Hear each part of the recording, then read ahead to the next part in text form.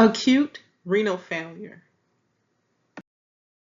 This slide shows you the urinary system, the location of the kidneys. As you can see, there's right and left. And this is basically a review of A and P. You have the adrenal glands, which are superior. They sit right on top of the kidneys. And the kidneys are connected to the bladder by the ureters. If you look at the kidney itself, you can see that there is renal cortex, which is the outer layer, and the renal medulla. You also have the renal papilla, and those are small openings in the kidneys that receive the droplets of urine from the renal pyramids, and then the urine passes through the ureters into the bladder. The renal column is what helps to anchor the renal cortex, and it consists of blood vessels, urinary tubes, and a fibrous material. As you recall, the nephron is the basic unit of the kidney, that is the parenchymal tissue. This does the work. So there are about 1 million nephrons in a kidney. The nephrons are located in the cortex, medulla, and pelvis of the kidney. Let's talk a little bit about the functions of the kidney.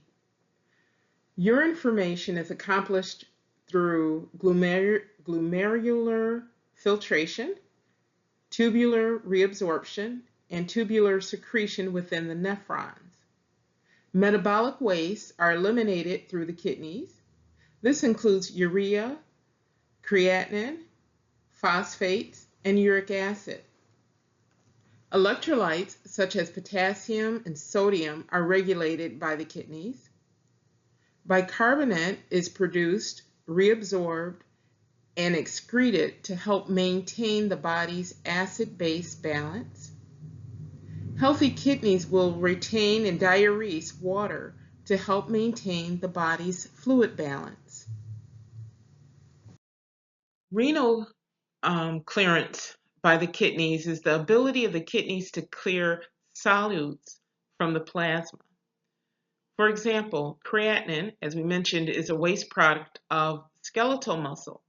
It's filtered at the glomerulus level, and therefore the creatinine clearance, which is obtained through a 24-hour urine collection, is a good indicator of the kidney's glomerular filtration rate, or GFR. The regulation of red blood cell production is accomplished through the production of erythropoietin by the kidneys. This stimulates the bone marrow to produce more red blood cells. Vitamin D synthesis is the ability of the kidneys to convert inactive vitamin D to its active form. Vitamin D is necessary for calcium balance. Prostaglandins are secreted by the kidneys. They have vasoactive effects that help maintain renal blood flow. And autoregulation of blood pressure is accomplished through the secretion of renin, the conversion of angiotensin 1 to angiotensin 2, and the stimulation of the adrenal cortex to produce aldosterone. Let's take a look at the physiology and pathophysiology of the kidney, in particular the renin secretion. So there's a stimuli for renin secretion, such as heart failure or a hemorrhage, cirrhosis of the liver, if someone's on a loop diuretic, or if they have decreased salt intake. So these things would cause decreased renal perfusion pressure and or decreased salt delivery to the kidney tubules. That will cause renin to be released in conjunction with angiotensinogen from the liver. This is a protein and hormone that is released by the liver, and that will act on the system to produce renin so that it's released from the kidneys. This will cause angiotensin 1 to be released. It will convert to angiotensin 2 by the action of a converting enzyme that is produced in the lungs. And there are three effects that you might see. The first is the renal autoregulation.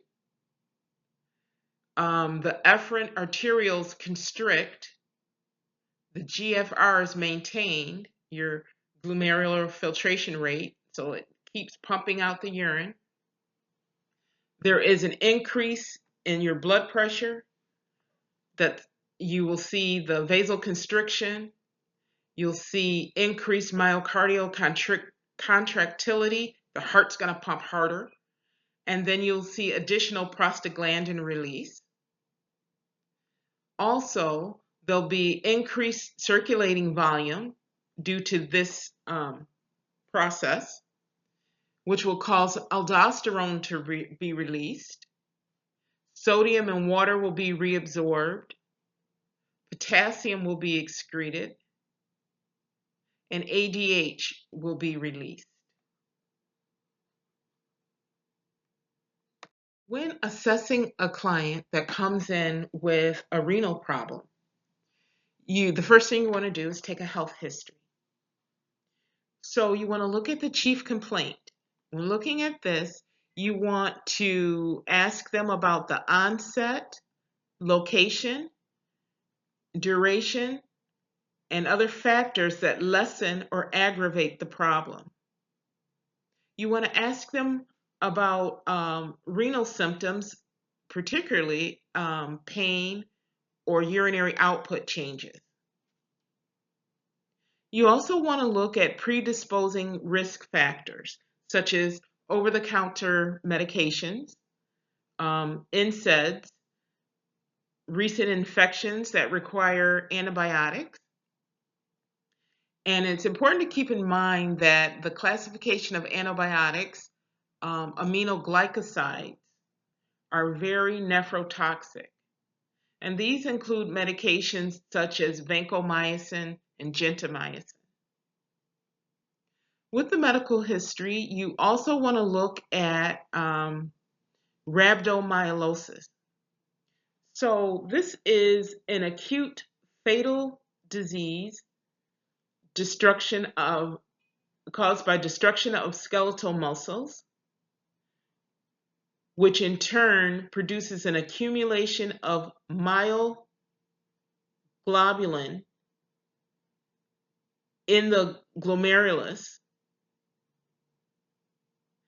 And this is due to secondary to severe muscle damage, which is related to trauma or strenuous activity, usually in someone who hasn't exercised. So for example, you have your person who was trapped under a car for hours. They may experience some breakdown of the skeletal muscle, which in turn can cause an acute kidney injury. Or if you have the little lady that fell and couldn't get up and she's laying in the same position for 2 days, she would most likely have an acute kidney injury because of the breakdown of skeletal muscle. Anytime the muscle is not active, it'll break down. All right. You would also ask the client if they have a medical history of diabetes, hypertension, strep throat, lupus, multiple myeloma.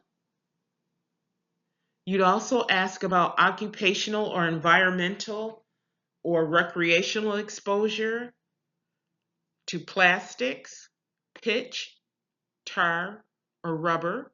These can all have a contributing effect on kidney malfunction. You want to ask if they've had nausea, vomiting, or metallic taste in their mouth. And this is caused by uremia, which is excess toxins in the blood.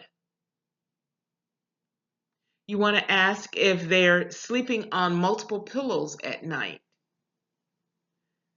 or if they need to sleep sitting up. And this may be due to fluid overload.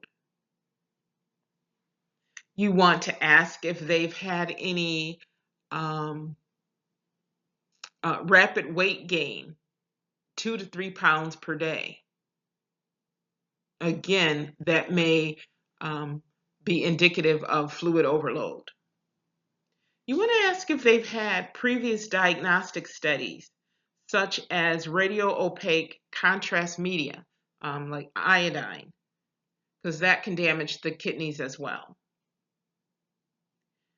Other medications, such as ACE inhibitors, can cause hypoperfusion, reduced renal blood flow, and eventually can produce ischemia to the kidney.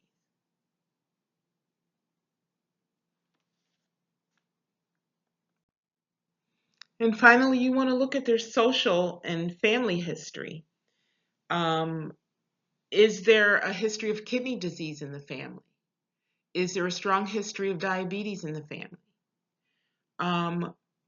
Does the person smoke? So all these things are contributing factors to renal disease. You also want to do a physical examination to determine the kidney size and shape.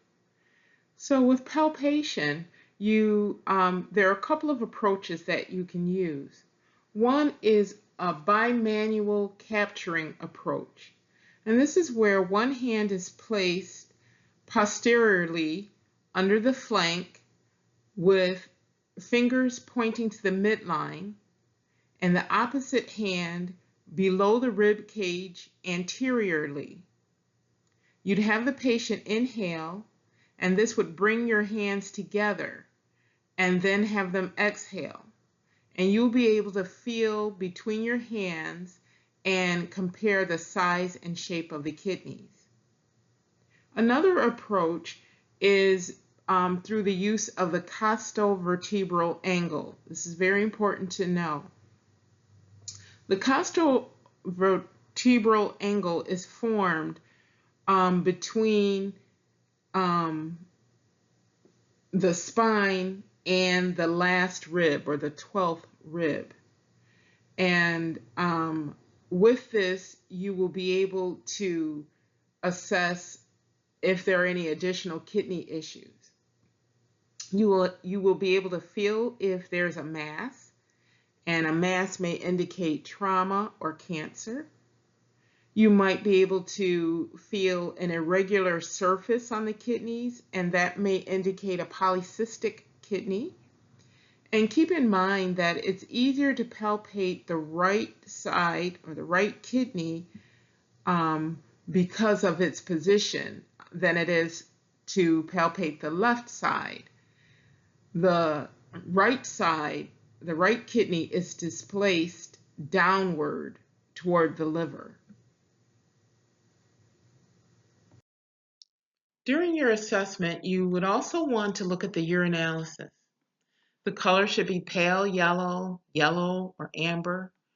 It should be negative for glucose, protein, nitrate, red blood cells, and white blood cells. And the pH should be between 5 and 8. Additionally, you can examine the lab values. So when you look at the lab values that are listed on this slide, consider that collectively these values and other lab values will tell the provider something about the client's renal function. The specific gravity, urine, and serum osmolality will help to assess the fluid volume status. The presence of items such as protein and sediment may indicate a problem with the renal tubules, and the creatinine can indicate the severity of a renal condition. For testing purposes, you do not need to memorize any of these lab values, They will be provided for you. Let's move on to some of the diagnostic tests that are used to assess renal function. So what you're looking at on this slide is KUB. That is the abbreviation for kidneys, ureters, and bladder. It's also called a flat plate of the abdomen. And this outlines the kidneys, ureters, and bladder. It evaluates the size, shape, and position of the kidneys. And it can be used to identify a location of a kidney stone, as is on this particular slide. For KUB, it's not always necessary, but sometimes the provider may order a bowel prep, especially if this procedure is going to be followed by an IVP, which we'll get into in a moment. Our next test is a CT, or computed tomography scan. And this will provide a view of the kidneys, a view of the retroperitoneal space, bladder, and prostate. This evaluates kidney size. You can evaluate the kidneys for tumors, abscesses, or obstruction. No special preparation is needed. This is safe to use in patients with renal failure, provided contrast medium is not used.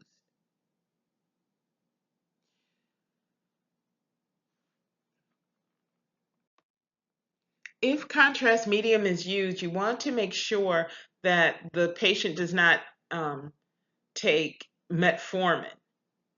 Metformin must be held 48 hours prior to the CT scan because it can cause renal damage, and it should not be restarted until the kidney function is evaluated, and usually it will be 48 hours after. If you look at the slide, the arrow is pointing to a kidney stone in the left kidney. The next renal diagnostic test is the cystometrogram. And this evaluates pressure exerted against the wall of the bladder to evaluate bladder tone. No special prep is needed. A urinary catheter is inserted and saline is instilled into the bladder. After the procedure, you want to monitor for clinical indications of UTI. And you, of course, won't see that right away. You may see that like a day or two later. Our next diagnostic test is the MRI. This test can differentiate between a cyst or soft mass and a solid mass. This can also identify an infarction, trauma, and obstruction. The MRI is more specific than a renal ultrasound or CAT scan because it shows subtle density changes. This cannot be used in patients with any implanted metallic devices, including pacemakers. More information about this is in your textbook. The next examination, diagnostic test, is a cystoscopic examination. This is where a cystoscope is inserted through the urethra into the bladder or through a small incision percutaneously to allow complete visualization of the urethra and bladder. Still and motion pictures can be taken. Also, small ureteral catheters can be passed through the cystoscope to allow visualization of the ureters and pelvis of each kidney. The patient is sedated for this procedure and requires monitoring in PACU afterwards. Intravenous pyelogram, or IVP. So this is basically an X-ray that's used to look at the kidneys and ureters. It's usually one of the first tests ordered when a person complains of kidney issues. So this is ordered in addition to the KUB, or flat plate of the abdomen. And when this is done, the person would often receive a bowel prep prior. So dye is injected and an X-ray is taken. Renal angiography examines the renal vasculature, or arteries, of the kidney. And so this can identify renal artery stenosis, cysts, tumors, infarction, and trauma. Very often a bowel prep is ordered prior to this to enhance the visualization of the arteries. Contrast media is used, so you want to follow the precautions with the use of contrast media, such as checking for allergies to iodine, as well as if the person is on metformin, stopping it before about 48 hours prior to the test. Afterwards, you want to monitor the client for hematoma, hemorrhage, allergic reactions, and any other post-surgical or post-procedural problems that they may have. When the test is conducted, a catheter is inserted through the femoral artery or sometimes the brachial artery. And so you want to make sure that you're doing your P&V assessments as well as assessments of the site. A renal biopsy obtains a tissue specimen for microscopic evaluation. This may be performed using an open or closed procedure. An open procedure is when an incision is made on the skin to obtain the sample, and a closed procedure is when a needle is injected into the body directly through the skin into the kidney. A clotting profile is evaluated and the person is type and cross matched for possibly 2 units of blood preoperatively or pre-procedure. And this is usually not performed if a patient has only one functioning kidney, unless it's used to evaluate a possible transplant rejection. A closed renal biopsy is contraindicated in clients with bleeding abnormalities, polycystic kidney disease, neoplasm, hydronephrosis, a current UTI, or if they are uncooperative. Post-procedure, you want to monitor for hemorrhage and hematoma. Whether it's an open or a closed procedure, they will have a pressure dressing, and you want to monitor that. And they may be on bed rest for a prescribed amount of time. You also want to observe for hematuria, which is blood in the urine, any complaints of flank pain, and you want to monitor the vital signs, especially the blood pressure in case the person has hypotension. All right, so now it's determined that your client has an acute kidney injury.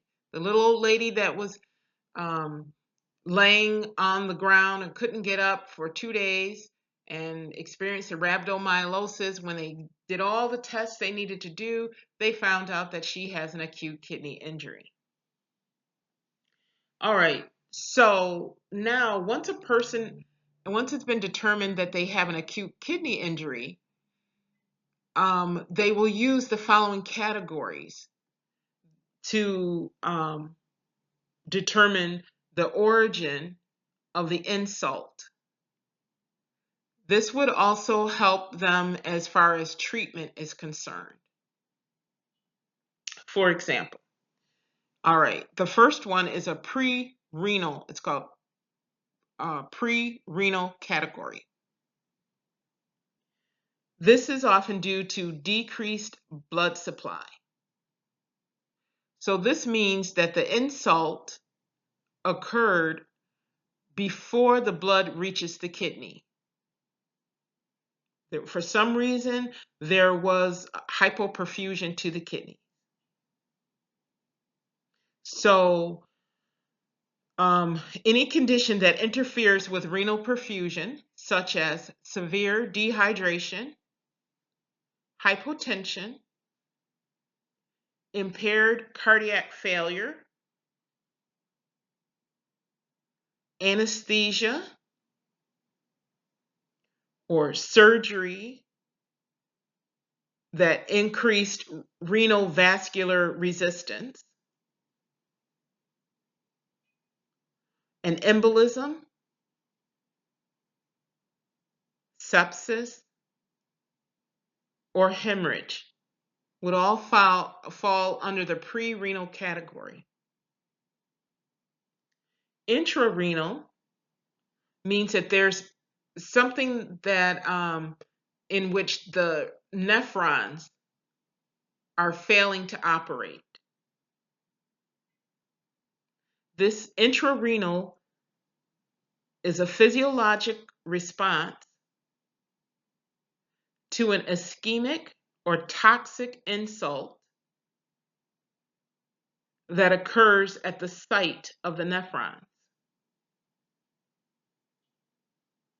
So these include conditions that produce renal failure by directly acting on the functional kidney tissue. This may involve the glomeruli and tubular epithelium. If the internal filtering structures are affected, you can have acute tubular necrosis, meaning that tissue is going to die.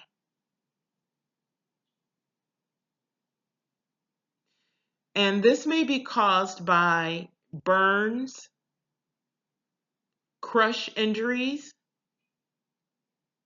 infections, a transfusion reaction, or nephrotoxicity, such as when someone's given an aminoglycoside antibiotic, such as vancomycin.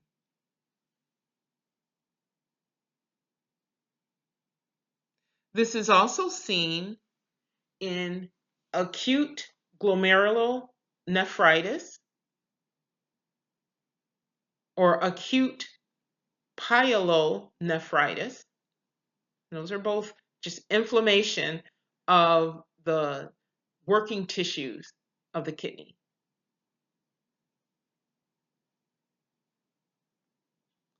The last category is post-renal. And this is caused by the disruption of the flow of urine from beyond the kidney in the remainder of the urinary tract. And so that's often caused by obstruction, such as calculi or kidney stones, a stricture, blood clots, or prosthetic hyperplasia.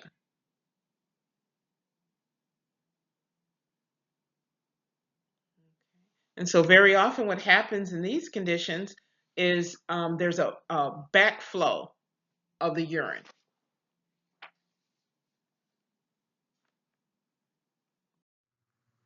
When we look at the phases of an acute kidney injury, we need to note that as a benchmark, the minimum amount of urine needed to clear the body of metabolic waste products is about 400 milliliters in 24 hours, or 0.5 milliliters per kilograms per hour over 6 hours. So the initiation phase of an acute kidney injury begins when the injury occurs, and it ends when the person develops oliguria. The oliguric phase is noted by an increase in the retention of the substances usually excreted by the kidneys. The client will begin to exhibit uremic symptoms, and hyperkalemia can develop. In the diuresis phase, the client begins to have a gradual increase in urine output, which signals that the glomeruli are beginning to recover their function. The person may still have uremic symptoms, and you want to watch out for dehydration in these clients because of the increased urine output over time. The recovery phase indicates further improvement of renal function. Full recovery may take 3 to 12 months, with the lab values getting progressively better. A person with pre-existing chronic renal failure may have an episode of acute kidney injury, and this may require the client to start dialysis. So we've looked at the categories and the phases of an acute kidney injury, and let's examine now the classification of an acute kidney injury. The classification is used to identify kidney injury and improve patient outcomes based on the GFR and the urinary outcome criteria. Risk, injury, and failure are grades of severity, while loss and end-stage kidney disease are outcomes of loss and require some form of renal replacement therapy, either temporarily or permanently. So when you examine the levels, you're going to look at, again, the GFR and the urine output when deciding how severe or what types of outcomes might be expected for this acute renal injury. My expectation is not that you know the exact amounts, because very often on the test, if that was a question asked, you will be given the normal values. Okay, let's talk a little bit about the acute kidney injury assessment and diagnosis. We want to look at the BUN and creatinine. So the presence and degree of renal dysfunction is assessed using urinalysis and blood analysis. So the BUN is not the most reliable indicator of renal damage.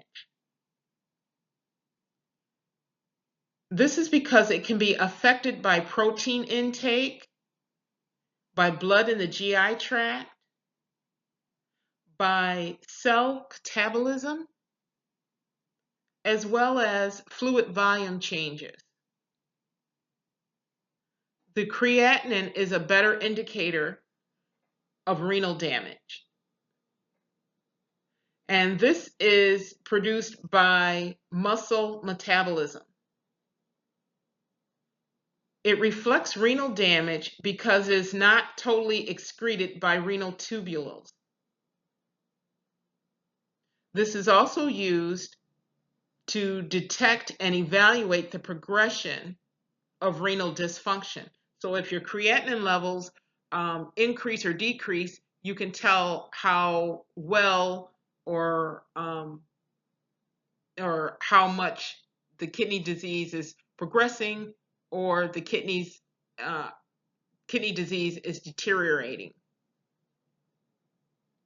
The BUN creatinine ratio is evaluated to determine the cause of acute renal failure. This is what's going to let you know if it's pre-renal, intrarenal, or post-renal. If it's normal, the value will be between 10 to 1 and 20 to 1. If it's pre-renal, the value of the BUN creatinine ratio would be greater than 25 to 1. If it's intrarenal or post-renal, it will be less than 10 to 1.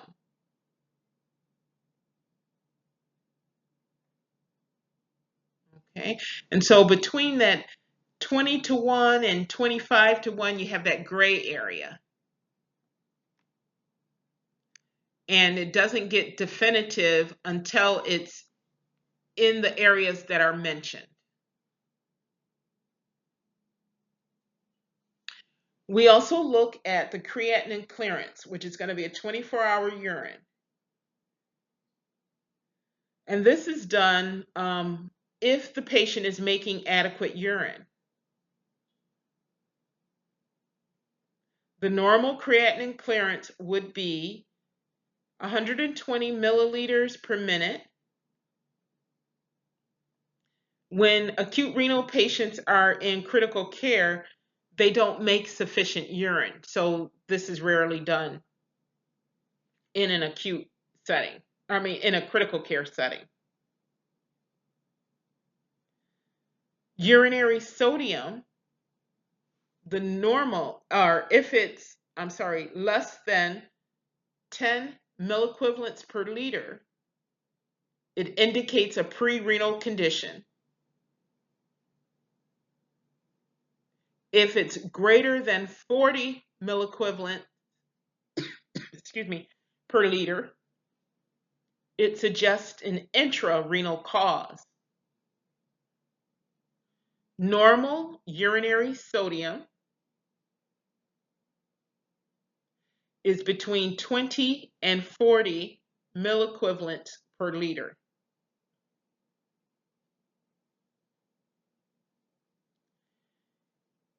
With the sodium, urinary sodium, you can't definitively determine post-renal causes because the sodium level varies.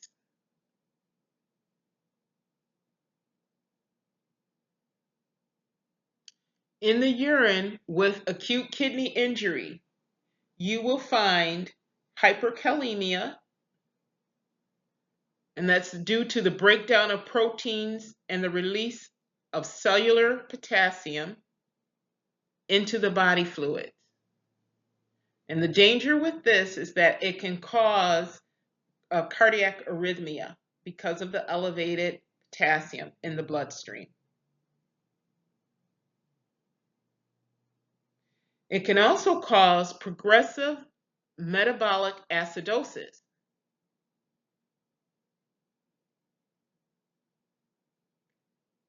And this is because of the decrease in elimination and the failure of a normal buffering system by the kidneys.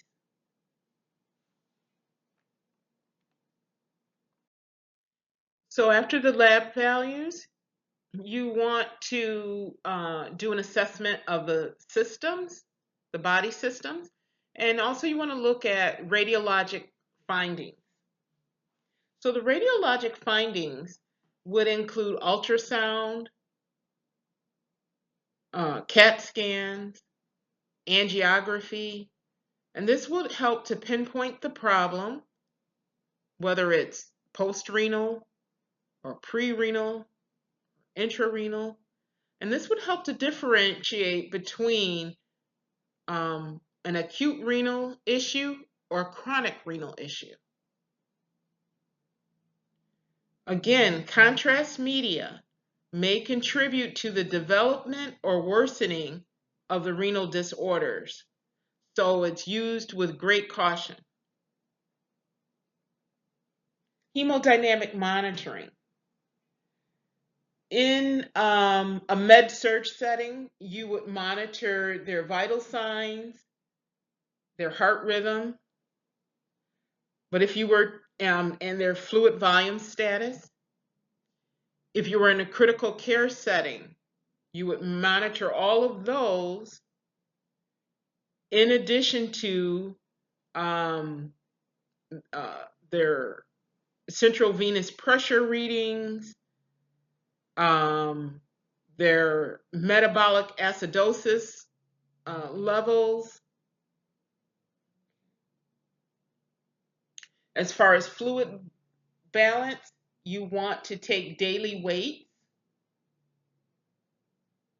and you want to monitor if they're having a fluid, like a weight gain or weight loss, particularly over 1 to 2 days. You want to check for signs and symptoms of fluid volume depletion, such as thirst or decreased skin turgor or lethargy. You want to monitor for fluid volume excess. You want to check for pitting edema. Measure their abdominal girth to check for ascites.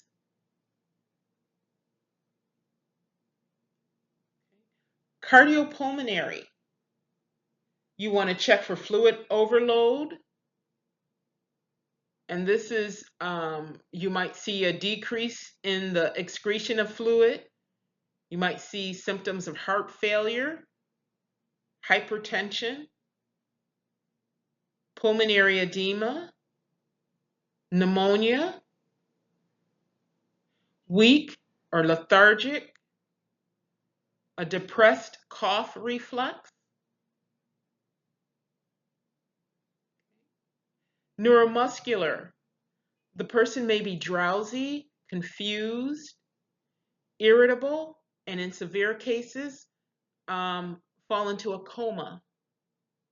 And this is because of the uremic toxins, which will cause an encephalopathy and metabolic acidosis and electrolyte disturbances. GI. The person may have anorexia, nausea, vomiting, and this is because the uremic toxins and urea decomposing in the GI tract will release ammonia, NH3, and that is irritating to the bowels. Integumentary. The skin, they may have pallor. They may be a little jaundiced. The skin may be dry and itchy, again, because of the uremia and the decreased urine. They may have calcium and phosphate deposits, and this causes what we call uremic frost on the skin. So crystallized urea deposits are found on the skin of those affected by kidney disease, and this is left behind by the evaporation of sweat. So it's very uncomfortable. The skin becomes dry and itchy.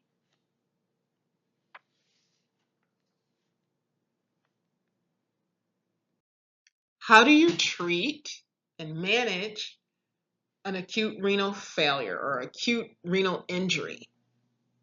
That's going to depend on whether it's pre-renal, intrarenal, or post-renal.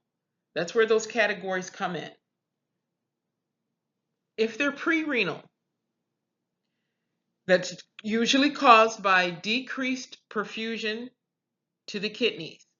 It might be caused by trauma, hemorrhage, major fluid loss, or hypotension. Fluid resuscitation is the primary treatment for those causes. If it's caused by the fever, burns, or trauma, you would need even more fluids to be given. The fluids that are usually used are normal saline. You have to be careful about lactated ringers because it contains potassium. And the person is already having trouble eliminating in certain phases, eliminating potassium from their body. And they may also use D5W. The other thing is they may give the patient albumin, which is a volume expander. And again, you want to frequently assess their electrolyte level. You want to monitor them hemodynamically. And you want to check daily weights. You want to be careful of circulatory overload and the development of interstitial edema.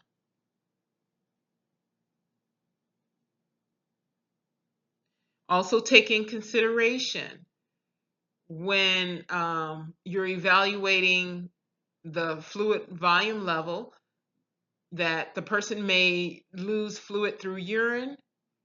They also have the insensible losses such as sweat.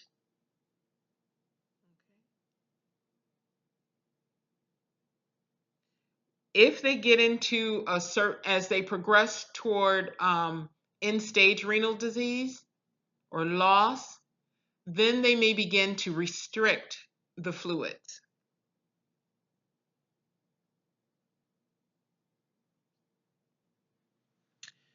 So methods to help the person's body return to the normal kidney function would include fluid removal.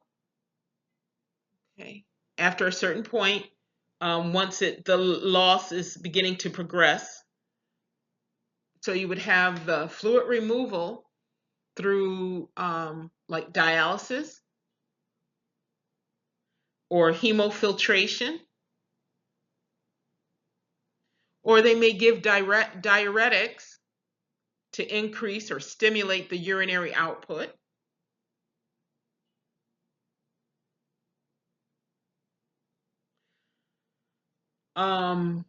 They may also do the dialysis, particularly in cases of hyperkalemia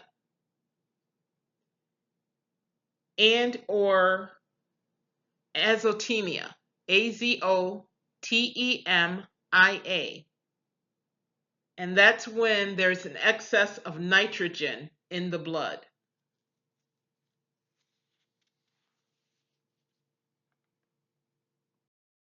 The most effective treatment of acute renal failure is prevention. Now, there are going to be instances where, it can't be prevented because, again, like the little old lady who fell and couldn't get up, or someone who suffered trauma. But in some instances, such as using nephrotoxic drugs, you want to avoid them. You want to limit the use of NSAIDs and limit the use of contrast medium during x-rays. Medical management also would include correcting the causative mechanism. And so that would be examining predisposing factors such as hypertension and diabetes, age. So as far as age, you would limit medications or limit the dosage of medications that you would give to the elderly because of natural occurring renal changes as a person ages.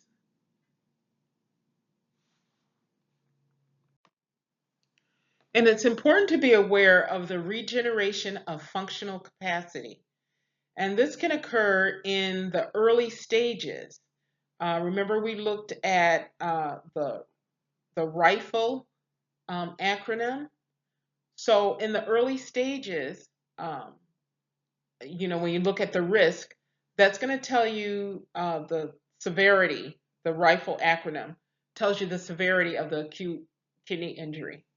And then also when you look at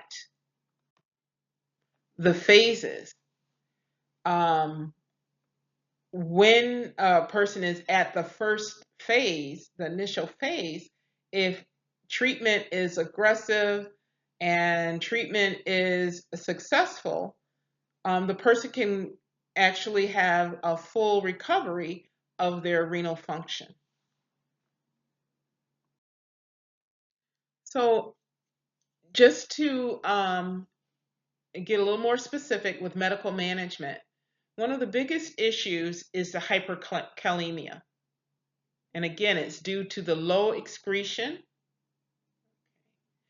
So the person can have EKG changes in which you might see peaked T waves. It can become as severe as them going into VT or VF. So what they want to do is stop all potassium supplements. They may initially give IV diuretics.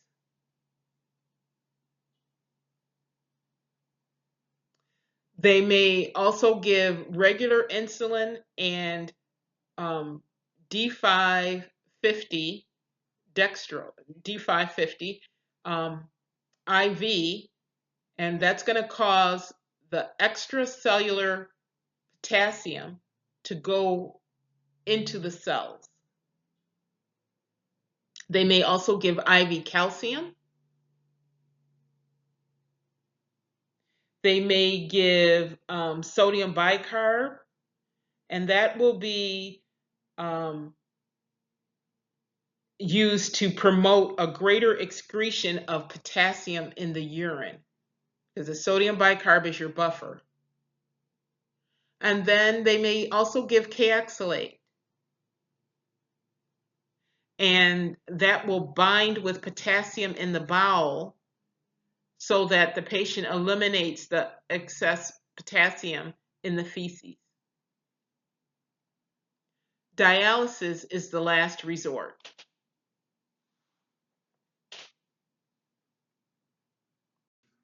Nutritional management is based on the phase of the acute kidney injury that the client is experiencing and any underlying condition that may exist. Generally, potassium, sodium, and phosphorus is restricted due to the inability of the kidneys to filter and regulate fluid balance. Changes are made as the kidneys recover.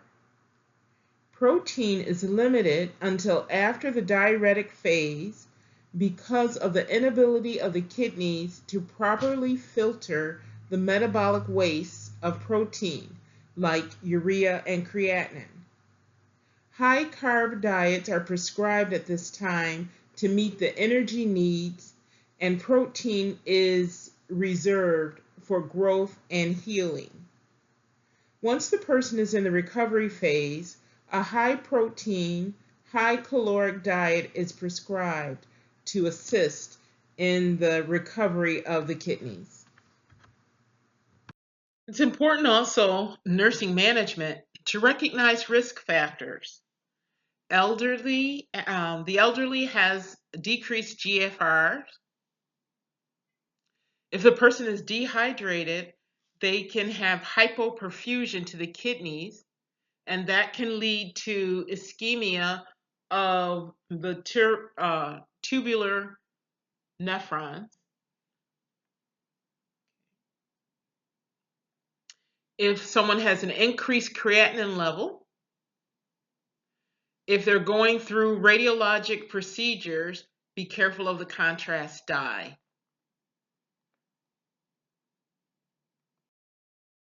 As nurses, we also want to assist in preventing infectious complications, such as pneumonia, because then the person would not need antibiotics.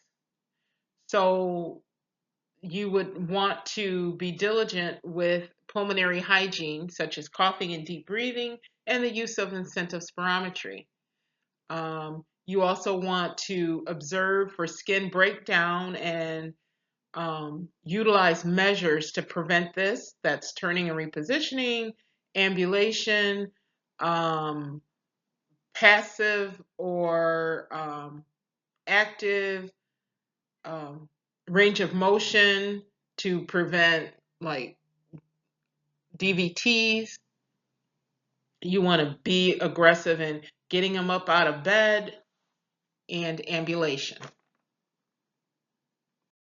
We want to watch for signs of infection, including increased white blood cells and increased temperature. Um, you want to check for redness at wounds and IV sites. You want to check for uh, infection due to urinary catheterization. Straight cath is less of a risk for urinary infection than a Foley catheter.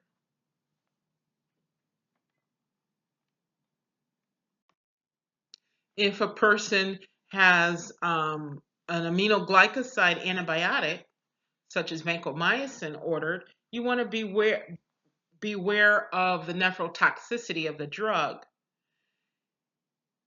In an acute kidney injury, you don't want to limit the fluids in the early stages unless they have cardiac issues. You want to maintain hydration and flush the kidney if they're also on vancomycin, on an aminoglycoside. You want to look for signs and symptoms of nephrotoxicity. If their blood pressure rises, notify the provider. It may be due to kidney damage, or if there's a sudden weight gain or edema. Be mindful of it and notify the physician of those changes. So let's look at another aspect of kidney dysfunction. Normally, a healthy kidney will send a hormone, erythropoietin, to the bone marrow to tell it to produce red blood cells. The bone marrow produces red blood cells. The red blood cells carry oxygen through the bloodstream, and then oxygen is made available to the organs throughout the body.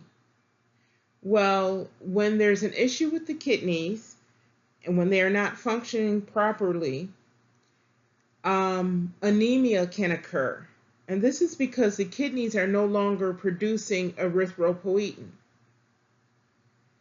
In these cases, you want to prevent blood loss and minimize blood draws. You also want to be aware of potential sources of GI bleeds. A medication, epotin alpha, is used to treat anemia pharmacologically. And what it does is stimulates erythrocyte production by the bone marrow. And if this medication doesn't work, these clients often may need to receive a blood transfusion.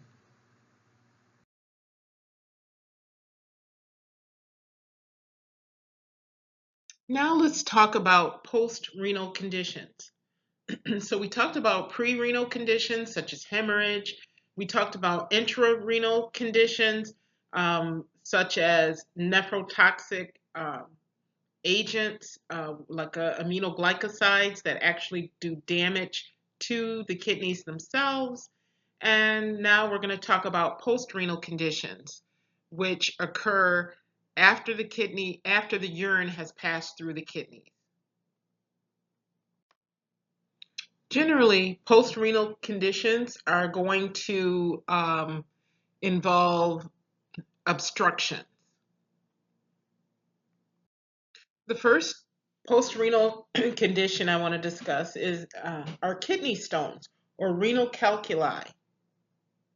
So kidney stones on this slide, you can see them in the minor and major calyces of the kidney. Or you may have a kidney stone in the ureter. So again, this is a post-renal condition. Kidney stones or renal calculi in the urinary tract are referred to as urolithiasis and nephrolithiasis. The demographics of clients who have kidney stones usually are aged between 30s and 50, in their 30s and 50s. It's more common in men. It may occur in one or both kidneys, and sizes may range from sand, like the size of a grain of sand, to gravel, to the size of an orange in the bladder. Types of renal calculi include uric acid, cysteine, and oxalate. These form when calcium oxalate, uric acid, or calcium phosphate increase in concentration. 80% of renal calculi are calcium-based. Contributing factors include slow kidney drainage, altered calcium metabolism, immobility, and frequent UTIs. These can all increase calcium in the blood and urine. So some of the signs and symptoms of urolithiasis and nephrolithiasis include pain or infection. So the signs and symptoms depend on the presence of the obstruction. Some are small and they're not obstructing the urine flow at all. The presence of infection, they may have a UTI, or if there's edema, swelling in the kidneys because of the obstruction. The client may complain of pain that radiates toward the bladder in women or toward the testes in men. The pain may be described as colicky, and it may be accompanied by nausea, vomiting, or diarrhea. The patient may want to void, but only passes a small amount of urine. They may have a UTI due to urine retention, and if not treated, urosepsis may result, and that would be the infection that extends into the bloodstream, and it would cause them to go into septic, to become sepsis, or eventually go into septic shock if not treated. Stones larger than 1 centimeter must be removed or fragmented.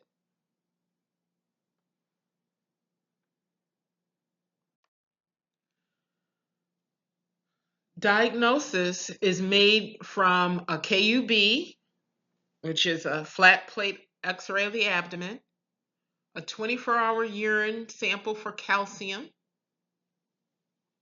uric acid and creatinine levels are monitored, and a non-contrast CT is also done to diagnose renal calculi. Treatment involves removing the stone through lithotripsy, or you can, depending on the size of it, encourage oral fluids to flush the stone out. They may give IV fluids at a high rate, again, to hydrate the person and flush that stone out. Opiates are given to prevent shock from the excruciating pain if the stones are large enough. NSAIDs are given to decrease the swelling and facilitate the passing of the stone.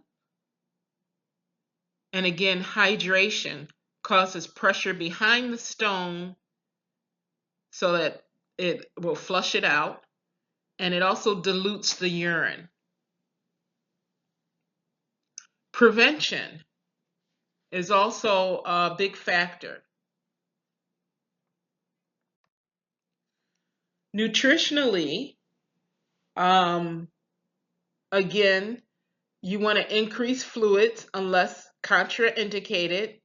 For instance, if the person has a cardiac issue or underlying renal issues. You want to encourage 8 to 10 8-ounce glasses of water a day. You may want to adjust calcium intake or output, okay, depending on the type of the stone. And these days, that's not used very often, so you have to be careful about calcium restriction if someone has a genetic condition whereby they produce these stones. If the stone is a uric acid stone, you want them to follow a low puring diet. And with that, the patient should avoid organ meats and shellfish. If the person has an calcium oxalate stone, you want to decrease oxalate foods such as spinach, strawberries, rhubarb, bran, peanuts, and chocolate. You want patients who are susceptible to developing kidney stones to avoid excessive heat because that can cause sweating and dehydration. You want to treat UTIs quickly. And in some cases, you want to encourage them to drink cranberry juice, maybe a glass a day. Lithotripsy, extracorporeal shockwave lithotripsy, is a procedure that is done whereby sound waves break up very large kidney stones, and then the person will pass it in their urine. As a nurse, you want to have them filter their urine, so usually they'll void, and before disposing of it, you will filter it using a filter in a graduate, and that way you can see once the stones have been removed. There is a video here that you can use the link, the hyperlink, and watch the video of a lithotripsy.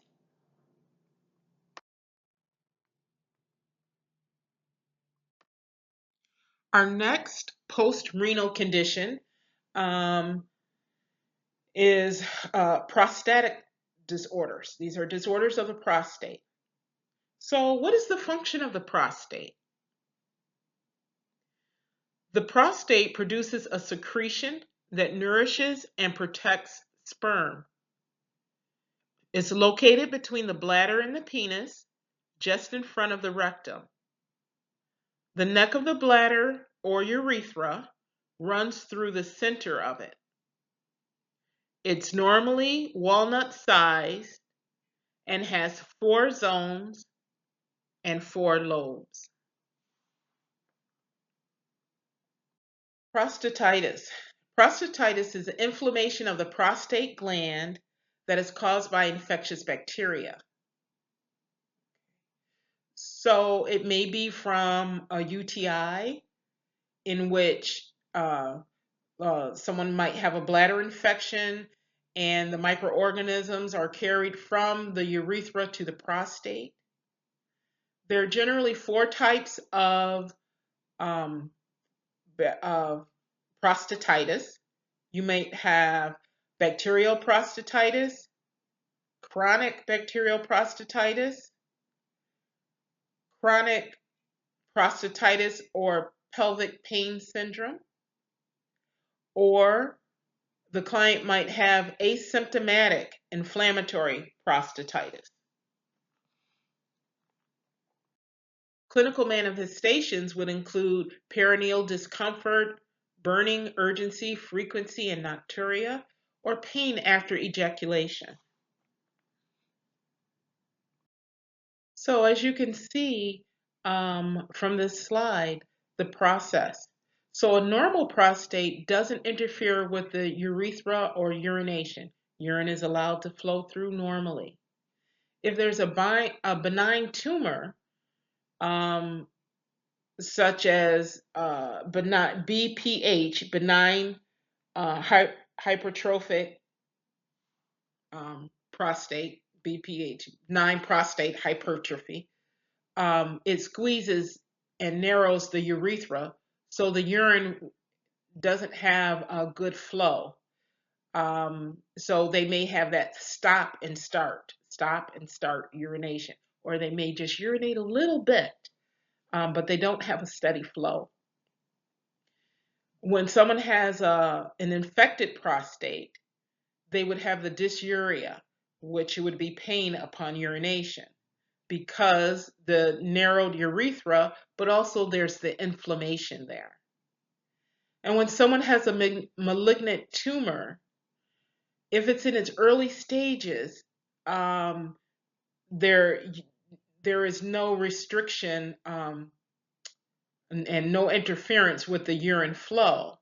However, as it grows, it will restrict the flow of urine.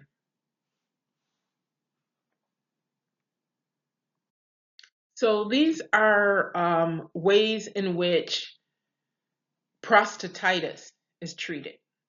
So again, it depends on the cause, but for the signs and symptoms, broad spectrum antibiotics are ordered, and they usually know what to treat the prostatitis. This is when it's due to an infection. They know what to treat it with from a urine culture, or they'll do a prostate massage specimen and get a specimen from that and do a culture and sensitivity on that. Medications. These are important to know. Tamsulosin or Flomax relaxes the bladder and the prostate. It's used for urinary retention. Oxybutynin or Ditropan relaxes the smooth muscle of the bladder. It's used for an overactive bladder. It's also used to control bladder spasms, urgency, and incontinence.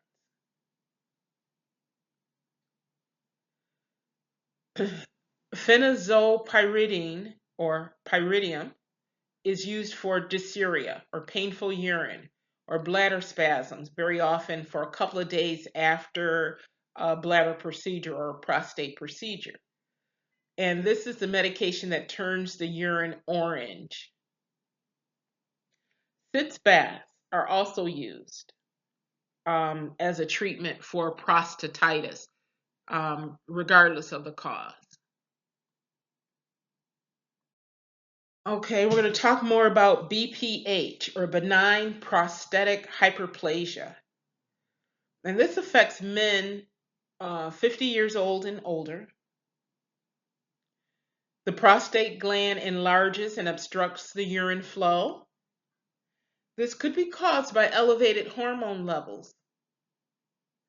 There is a risk among those who smoke, drink alcohol excessively, have heart disease, and or diabetes.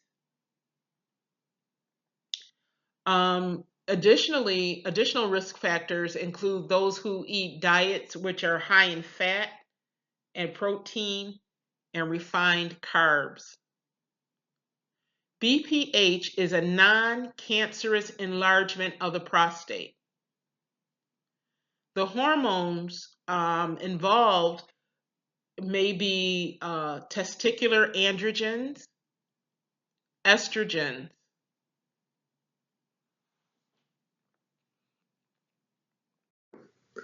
The clinical manifestations of BPH include frequency, nocturia, urgency, hesitancy in starting urination, dribbling, and urinary retention. And most of these are due to the bladder, due to the prostate pressing on the neck of the bladder. When we look at the diagnostic tests that are often used to determine if a client has BPH, they examine the urine through a urinalysis. Blood work such as serum creatinine is done. They do other renal function tests such as BUN. They'll look at a urine culture. They may do a CBC as well to see if the person has a elevated white count. Also, a PSA is done, and a PSA is a prostate-specific antigen that screens for prostate cancer. So sometimes the BPH may not be benign, but may have developed into a malignancy. They also will do a digital rectal exam, a DRE. Treatments for BPH include medications such as alpha-adrenergic blockers and 5-alpha reductase inhibitors. An example of alpha-adrenergic blocker includes terazosin and tamsulosin. And what this does is it relaxes the smooth muscle of the bladder neck and prostate to improve urine flow. The 5-alpha reductase inhibitor,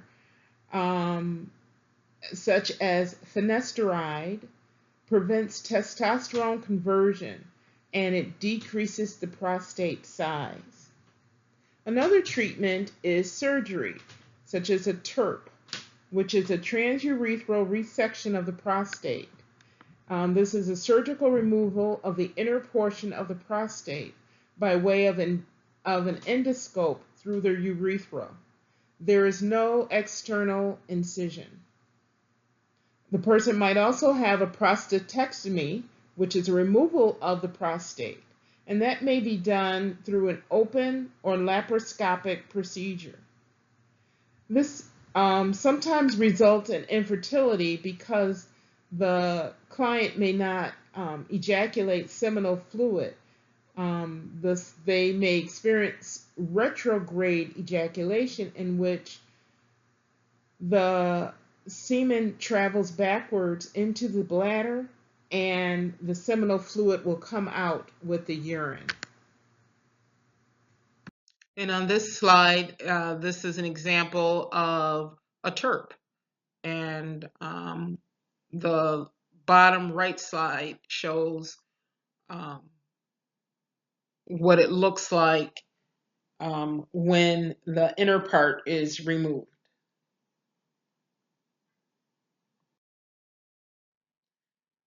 Post-op nursing assessments and interventions.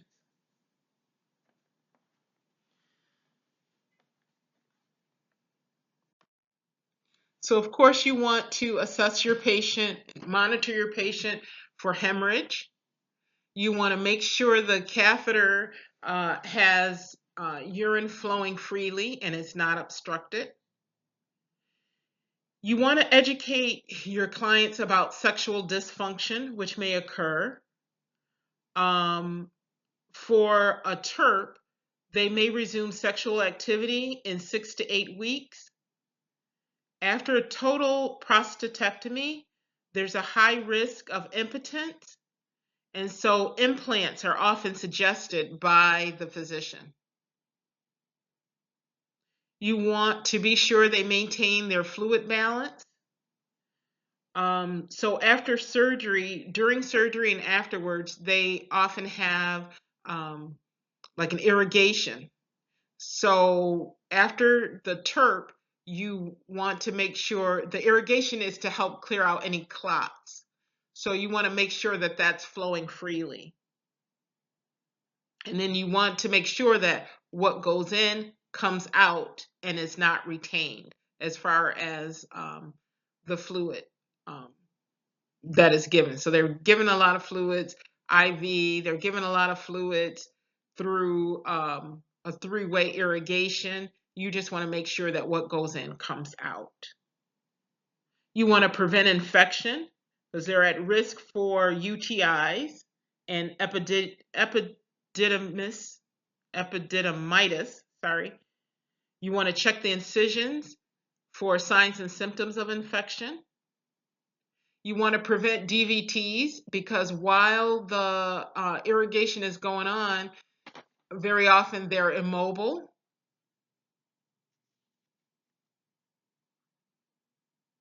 So you want to encourage them to do active leg movements, foot movements and ankle movements, leg stretches, just to keep that circulation going. You want to utilize TED stockings